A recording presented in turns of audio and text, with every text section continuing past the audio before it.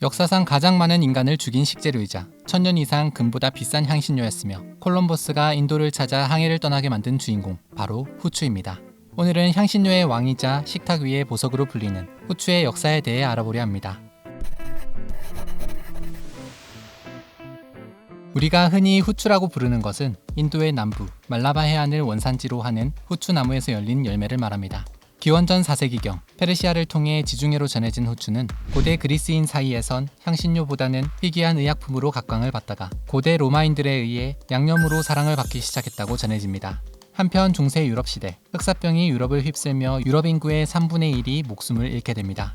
그런데 인구가 줄어들며 사람들의 생활 수준은 오히려 향상됐습니다. 곡식이 남게 되며 더 많은 가축을 키울 수 있게 되고 육식 문화도 넓게 퍼져나가게 된 것입니다.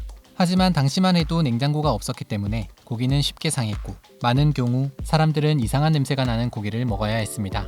이때 이런 유럽인들에게 고기 누린내를 잡아줄 환상의 주인공이 등장하게 되니 바로 인도에서 건너온 후추였습니다. 고기의 누린내도 없애줄 뿐만 아니라 방부제 효과도 있어 고기가 상하는 것까지 막아주게 되니 사람들은 곧 후추의 매력에 열광하게 됩니다. 인도에서 이슬람 제국을 거쳐 유럽까지 오느라 원래도 비쌌던 후추가 수요까지 폭증하게 되어 나중엔 원산지에 비해 100배나 비싸게 팔릴 정도가 됐습니다. 그러다 보니 일반인들은 후추를 구경할 수도 없었고 후추는 왕실이나 귀족들의 전유물이 되었습니다. 심지어 후추 한 알씩 낱개로 거래가 될 정도로 부와 권력의 상징으로 자리 잡게 됩니다. 귀족들은 고기를 아예 후추로 둘러싸 요리를 하며 부를 과시하기도 했고 세금이나 집세를 낼 때 돈 대신 후추를 내기도 했습니다. 이런 가운데 후추 중개 무역을 하던 이탈리아 베네치아는 막대한 부를 쌓기 시작했습니다. 그리고 이렇게 쌓인 막대한 부는 곧 예술이나 과학 등의 발전을 불러오며 르네상스 시대를 불러오기도 했습니다. 그러면서 15세기에서 16세기 유럽의 많은 나라들은 직접 후추를 얻기 위해 인도로 가는 길을 찾아 나서며 대항해 시대가 열리게 됩니다. 콜럼버스가 인도를 찾아 나섰다가 아메리카 대륙을 발견하게 된 것도 알고 보면 후추 때문에 일어난 사실. 그러다 1498년 포르투갈은 처음으로 인도까지 가는 항로를 발견했는데 후추를 얻는 자 세계를 얻는다 라는 말이 탄생할 정도로 후추 무역을 통해 순식간에 강대국으로 거듭나게 됩니다.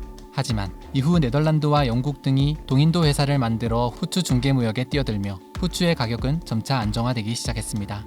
뒤이어 아프리카나 인도네시아 등에서도 후추를 재배하는 데 성공하며 이제 서민들도 마음껏 후추를 사 먹을 수 있는 시대가 됩니다.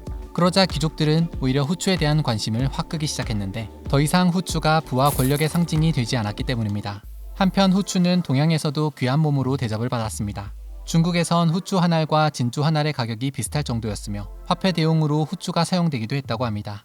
우리나라에는 고려시대 송나라와의 교육을 통해 들어왔다는 것이 정설로 여겨지는데 고려시대 민간에서는 아침마다 후추를 먹으면 더위와 추위를 타지 않게 된다고 믿었으며 여름에는 후추 한 알만 먹어도 식중독이나 배탈에 걸리지 않는다며 상비약으로 이용되기도 했다는 것입니다.